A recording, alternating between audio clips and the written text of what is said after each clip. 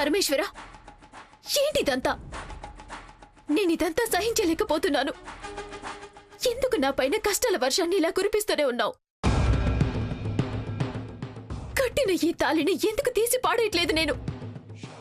అలాగని ఈ మాంగళ్యాన్ని పెట్టుకొని నేనసలు జీవించలేకపోతున్నాను కూడా. ఎన్ని రోజులని నేను దీన్నిలా భరించాలి? ఈ రోజు అయిపోతుంది, రేపు అయిపోతుంది అని నేను రోజులని గడుపుతూనే ఉన్నాను. కానీ నాకు ముగింపే కనిపించడం లేదు.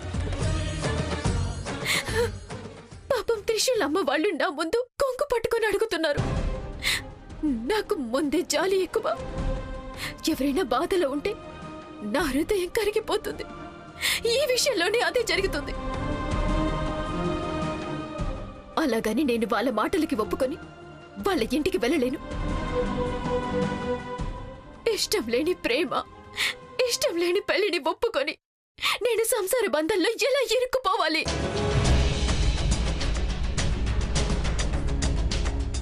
నీకు ఎందుకు ఇదంతా అర్థం కావడం లేదు స్వామి? చెప్పు, ఎందుకు ఇదంతా చేస్తున్నావు? నేనేం చెయ్యను, మాట్లాడు. వాళ్ళిద్దరూ నన్నలా వేడుకుంటున్నప్పుడు నా మనసు పట్టేసుకున్నట్టు అవుతుంది పరమేశ్వర. వాళ్ళకి నా పరిస్థితి గురించి చెప్పలేకపోతున్నాను. నేను నాగలోకానికి చెందిన దాన్ని, నేనొక ఇచ్చేదారి నాగిరిని అని, నా ప్రేమ వేరే అని ఎలా చెప్పలేకపోతున్నాను? పరమేశ్వర, ఏంటి నాకే పరిస్థితి? నా వల్ల కావడం లేదు. నువ్వే ఏదో ఒక పరిహారం ఇవ్వాలి. చెప్పు పరమేశ్వర, నేనేం చేయాలో మాట్లాడు.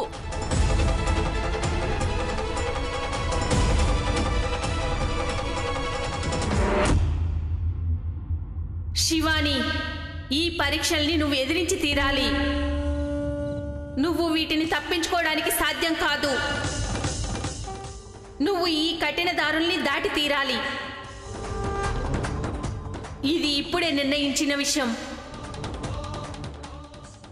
నువ్వు నీ ప్రేమతో నిలబడి నాగమణిని దక్కించుకోవాలి అన్న కర్తవ్యం ఇచ్చాను.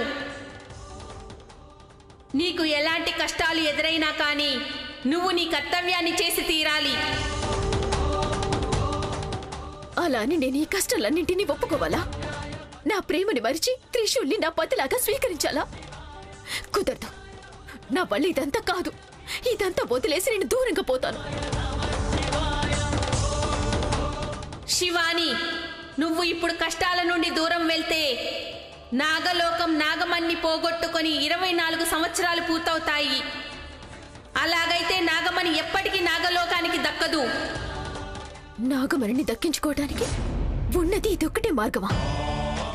లేదు, నేను వేరే మార్గాన్ని వెతుకుతాను. నీకు ఏ మార్గాలు కూడా దొరకవు. నువ్వు నాగమణిని దక్కించుకోవాలి అంటే నీకు ఎదురయ్యే అన్ని అగ్ని పరీక్షలను గెలిచి ముందుకు సాగాలి. అంటే నేను ఈ పెళ్లిని ఒప్పుకొని వాళ్ళతో వెళ్ళాలా? ఇలాంటి నిర్ణయం తీసుకోమని చెప్తున్నావా? శివాని, నువ్వు నిర్ణయం తీసుకోవాల్సిన సమయం వచ్చేసింది.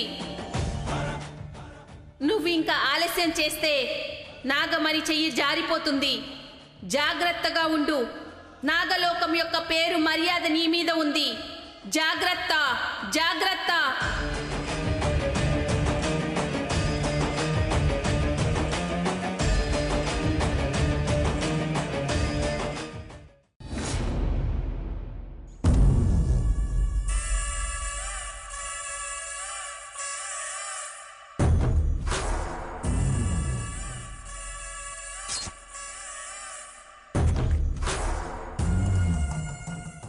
ఎందుకు బ్రో సైలెంట్గా కూర్చున్నావు?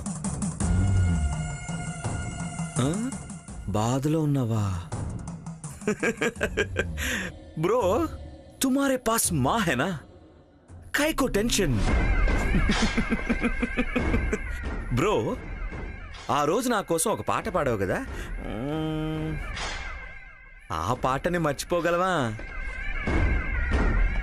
బ్రో ఈరోజు నేను నీకోసం ఆ పాట పాడాలనిపిస్తుంది. పాడనా? పాడొచ్చు, but I'm not a good singer. అయితే ఏముందిలే, ఫోన్లో ప్లే చేస్తాను బ్రో. అనుకున్నదొక్కటి అయినది ఒక్కటి బోల్తా కొట్టిందిలే బుల్బుల్ పిట్ట. అనుకున్నదొక్కటి అయినది ఒక్కటి బోల్తా కొట్టిందిలే బుల్బుల్ పిట్ట. గుట్టు నిమిషంలో తెలిసిందిలే గుండె దిగజారి నిల్చుందిలే.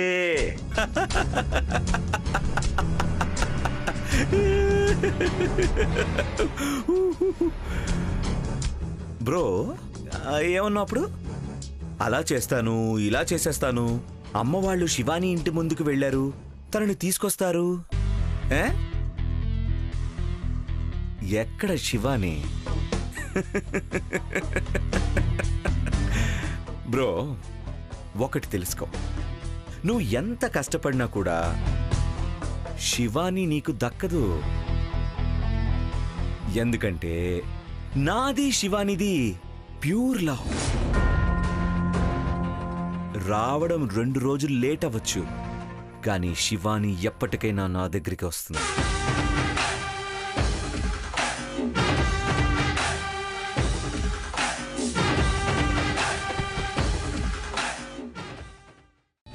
నాకు శివానికి మధ్య నీలాంటి వాళ్ళు 100 మంది వచ్చినా మా ఇద్దరిని ఎవ్వరూ దూరం చేయలేరు. శివాని ఇంటికి రాదు, వచ్చినా మిస్సెస్ త్రివిక్రమ్ అయ్యి వస్తుంది. బ్రో మేరే పాస్ మా హై మా హై మా హై.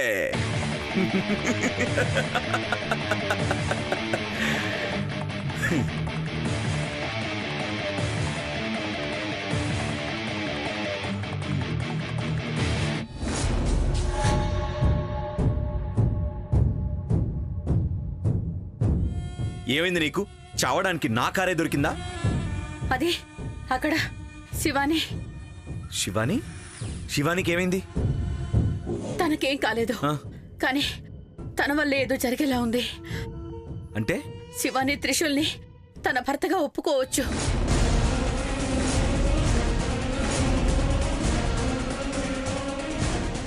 తమాషాలు చేయొద్దు, నాకు బాగా కోపం వస్తుంది. నేను నిజమే చెప్తున్నాను. నా ప్రయత్నాలన్నీ అయిపోయాయేమో అనిపిస్తోంది. అలాంటిది ఏం జరిగిందో సరిగా చెప్పు. అది ఈరోజు మీ ఇద్దరు అమ్మ వాళ్ళు తన ముందు కొంగు పట్టుకొని అడిగారు, మా ఇంటి కోడలుగా రమ్మని అభ్యర్థిస్తున్నారు. అయితే శివాని ఏమంది? అది తను ఏమి సరిగ్గా చెప్పలేదు. ఏమి చెప్పకపోతే ఒప్పుకోలేదనే కదా? నేను అలాగే అనుకున్నాను, కానీ తను గుడికి వెళ్ళింది. దేవుడి దగ్గర ఏదో కోరుకొని ఉంటుంది. దానివల్ల ఏమవుతుంది? నాకెందుకో శివాని ఏదో ఒక నిర్ణయానికి వచ్చినట్టే అనిపిస్తోంది. నాతో ఉండాల్సిన నిర్ణయమే అయి ఉంటుంది. అది అప్పుడు ఉండేది. తీసుకున్న నిర్ణయాన్ని మళ్ళీ తీసుకోవడానికి తనెందుకు అక్కడికి వెళ్తుంది? అంటే నాకెందుకో శివాని తన మనసును మార్చుకొని త్రిశూల్ని భర్తగా ఒప్పుకొని వాళ్ళింటికి వెళ్ళాలి అనుకుంటుందేమో అనిపిస్తోంది. ఈరోజు తన ఇంట్లో ఏం చెప్తుందో దాని మీదే నీ భవిష్యత్తుంది. నాకెందుకో శివాని నీకు దక్కడం అనుమానంగానే ఉంది. త్రిశూల్ని తన భర్తగా ఒప్పుకుంటుందేమో.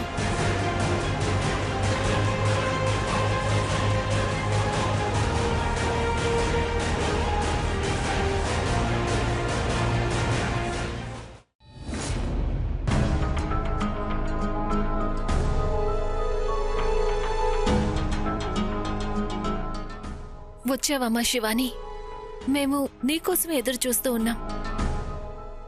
మళ్ళీ నీతో మాట్లాడి ఒప్పించడానికి కాదు. ఆ విషయంలో మేం ఓడిపోయాం. మా కొడుకు జీవితం సరిచెయ్యాలని, 2 జీవితాల్ని బాగు చేయాలని వచ్చాము. కానీ అది సాధ్యం కాలేదు. నిన్నింకా బలవంత పెట్టాం. మా వల్ల నీ మనసుకి బాధ కలిగుండొచ్చు, మేము నిన్ను కష్టపెట్టుండొచ్చు. ఇన్ని రోజులు మేమిక్కడ ఉండటం వల్ల నీకు బాధ కలిగుండొచ్చు. దయచేసి మమ్మల్ని క్షమించమ్మా. ఇంకెప్పుడు నిన్ను ఇబ్బంది పెట్టాం. ఇప్పటిదాకా జరిగిన దానికి క్షమించమ్మా.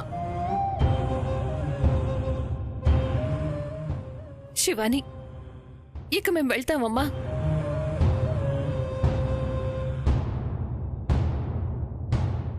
నేను మీతో రావడం వద్దా?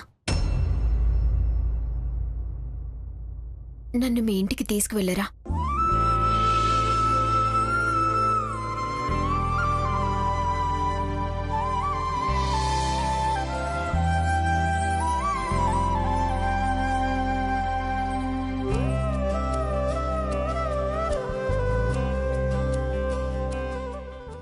శివాని, ఏమన్నావు నువ్వు? నువ్వు మా ఇంటికి వస్తావా? నువ్వు మా ఇంటి కోడలిగా రావడానికి ఒప్పుకున్నావా? నిజం చెప్తున్నావా? అవును, వస్తాను. శివాని, మొత్తానికి మా నమ్మకాన్ని నిలబెట్టి మమ్మల్ని కాపాడావు. మా కొడుకు జీవితాన్ని, మా కుటుంబాన్ని కాపాడావు నువ్వు. నేను మీ ఇంటికి రావటానికి ఒప్పుకుంటాను, కానీ నాకంటూ కొన్ని షరతులున్నాయి. ఏంటమ్మా అది? నన్ను మీ ఇంటి కోడలిగా కాని, త్రిశూల్ భార్యగా అని కాని, ఏ విషయానికి కూడా మీరు నన్ను బలవంత పెట్టకూడదు. సరేనమ్మా, మేము దేనికి నిన్ను బలవంతం పెట్టాం. ఇంకొకటి, నేను ఇన్ని సంవత్సరాలు స్వతంత్రంగా బతికాను. ఇక నుండి కూడా నేను అలాగే బతకడానికి ఇష్టపడతాను. నేను ఎప్పుడు కావాలంటే అప్పుడు బయటికి వెళ్తాను, ఇంటికి వస్తాను. ఎవరు నన్ను ఎక్కడికి వెళ్ళావని ప్రశ్నించకూడదు. అలాగే శివాని, మీరంతా ఈ కాలం వాళ్ళు. అదంతా నచ్చదు అని అర్థమవుతుంది. ఇంకా మూడవది, మా ఇంటి వాళ్ళందరూ ఫారెన్లోనే ఉంటారు. వాళ్ళని చూడాలి అనిపించినప్పుడల్లా నేను అక్కడికి వెళ్ళొస్తాను. ఎవరు నన్ను ఆపకూడదు. పుట్టింటికి వెళ్లే అమ్మాయిని ఎవరమ్మా ఆపేది? సంతోషంగా వెళ్ళి త్వరగా రా అని చెప్పి పంపిస్తారంతే. అంతేనా అమ్మా నీ షరతులు? ఇప్పటికైతే అంతే. ఇంకేమైనా ఉన్నా మాకు సరే తల్లి.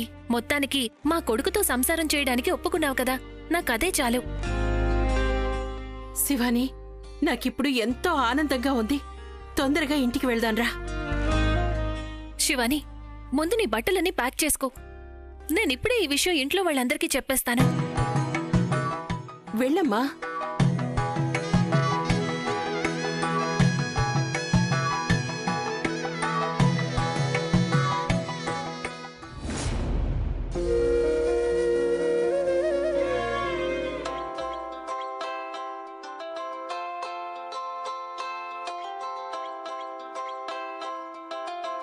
అమ్మెందుకు ఫోన్ చేస్తుంది? ఏంటమ్మా? త్రిశూల్, అది ఏమైందో చెప్పమ్మా. నీకీ విషయం ఎలా చెప్పాలో నాకు అర్థం కావట్లేదురా. నేను చెప్పే విషయాన్ని నువ్వు మనసుకు తీసుకోకూడదు. నేను చెప్పే విషయం నీ మనసులో ఉండిపోవచ్చు, ఏవేవో ఆలోచనలు రావచ్చు, కానీ నువ్వు వాటన్నిటికీ అవకాశం ఇవ్వకూడదు, సరేనా?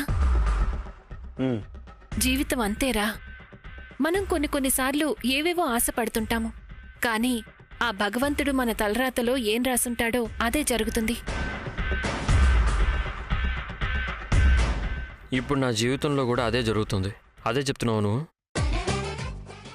అది అలా కాదు త్రిశూల్. అర్థమైందిలేమ్మా. నువ్వు ఈ సుత్తంతా చెప్పకుండా అర్థమయ్యేదేదో కరెక్ట్గా చెప్పు. కానీ ఒకటి మాత్రం నిజం, శివాని లేకపోతే నాకు వేరే జీవితమే లేదు. త్రిశూల్, అమ్మా చాలమ్మా. నువ్వేం చెప్పాలనుకుంటున్నావో నాకు అర్థమైంది. శివాని నన్ను ఒప్పుకోలేదు, ఇంక ఇంటికి తిరిగి రాను అంటుంది, అంతేగా? అది శివాని. చెప్పకలేమ్మా, వదిలే. నా మనసు ఇప్పుడు రాయిలా మారిపోయింది. త్రిశూల్, శివాని ఇంటికి రావడానికి ఒప్పుకుందిరా.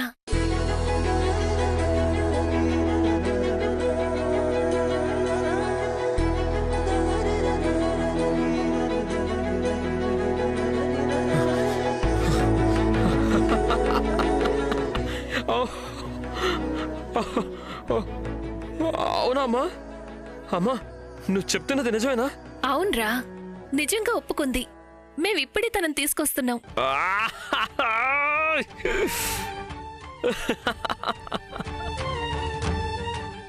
అమ్మా, సూపర్ అమ్మా. నువ్వు శివానిని మొత్తానికి ఒప్పించారనమాట. మీరిద్దరు అసలు చాలా గ్రేట్ అమ్మా.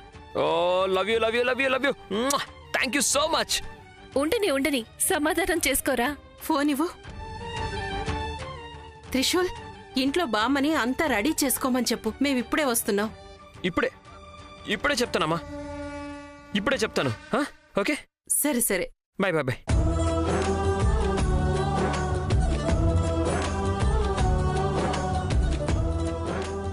బామ్మా బామ్మా బామ్మా వేర్ ఆర్ యూ? రే త్రిశూల్, ఎందుకురా? ఏమైంది? బామ్మా ఏంట్రా? ఏమైందిరా నీకు? అయ్యో దేవుడా, ఏమైందిరా? ఎందుకురా ఇంత సంతోషం? చెప్పరా. అబ్బా, అయ్యో, వదలరా. నాకు తల తిరుగుతోందిరా. విషయం ఏంటో చెప్పరా నాన్న. బామ్మ, శివాని ఇంటికి రావడానికి ఒప్పుకుంది.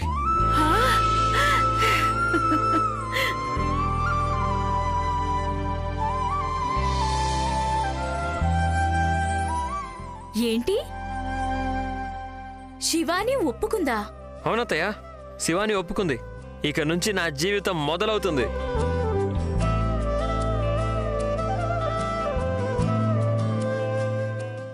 మామా, ఏంటి మామ ఏం మాట్లాడట్లేదు నువ్వు? శివాని వస్తున్నందుకు నీకు సంతోషంగా లేదా? సంతోషంగా ఉంది, చాలా సంతోషంగా ఉంది. తను రావడం కోసం ఎంత ఎదురు చూస్తున్నాను.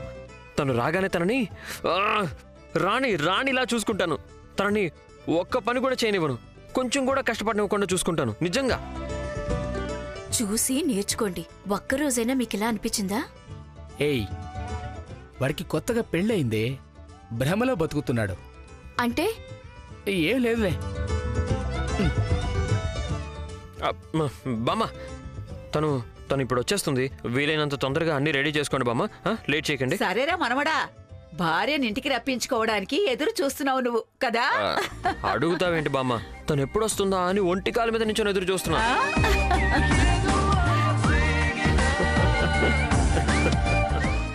నో నో, శివాని ఒప్పుకోకూడదు. తను ఎట్టి పరిస్థితిలో ఆ ఇంటికి వెళ్ళకూడదు.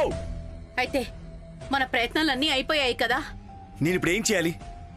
నేను నీకెన్నిసార్లు చెప్పాను, మా అమ్మ వాళ్ళు శివానీని కన్విన్స్ చేసి తీరుతారు అని. చూసావు ఇప్పుడు వాళ్ళ మొండితనంతో ఎలా సాధించారో?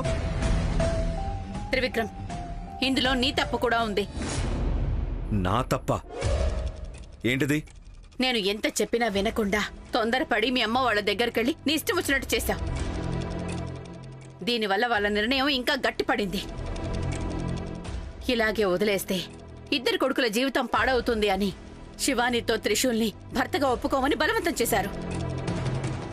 అడిగారు, అడుక్కున్నారు. ఇదంతా ముందే చెప్పాల్సింది కదా, ఎందుకు చెప్పలేదు? ఎందుకంటే అతనెప్పుడో తాళి కట్టేశాడు. తను ఒప్పుకోకపోయినా అతను తన భర్త అయిపోయాడు. ఛా, ఎంత పని జరిగిపోయింది.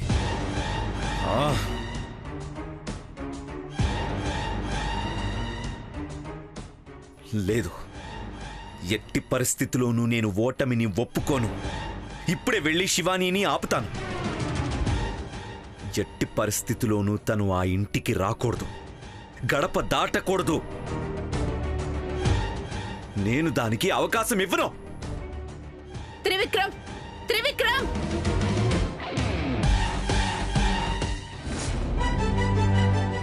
బామ్మ, అన్ని రెడీగానే ఉన్నాయి కదా? అన్నీ రెడీగా ఉన్నాయిరా. రీనమ్మ, టైం ఎంత? వస్తుంది, ఆగన్నయ్యా. ఓకే. అమ్మా అమ్మా, శివాని వచ్చేసింది. అవునా?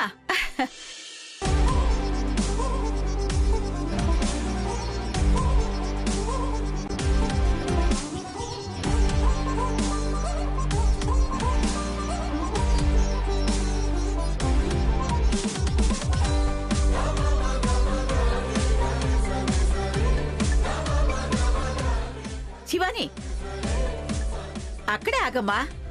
దమయంతి, నువ్వు లోపలికి రా.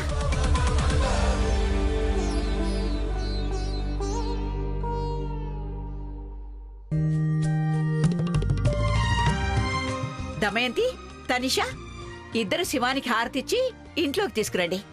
కాదు, ఇంట్లోకి పిలుచుకోవడం ఆ రోజు అయిపోయింది కదా. అవునరా, ఆ రోజు పేరుకు మాత్రమే ఇంట్లోకి అడుగు పెట్టింది. ఈ రోజు అందరి మనసులోకి, ఇంట్లోకి రాబోతోంది మన శివాని. ఏయ్ త్రిశూల్, నువ్వు అక్కడికెళ్ళు. అక్కడికా? ఎందుకు? ఇంటి నుండి బయటికి కాదురా, నీ భార్యకి హారతిచ్చి ఇంట్లోకి రమ్మని పిలుస్తాం కదా, నువ్వు వెళ్ళి తన పక్కన నిలబడు.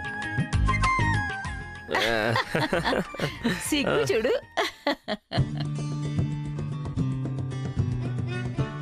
బాయ్ శివాని.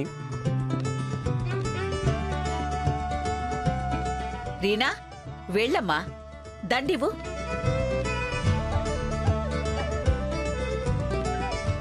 త్రిశూల్, శివాని, దండలు మార్చుకోండి. అన్నయ్య, ఏం ఆలోచిస్తున్నావు? వదినికి దండ వెయ్యి.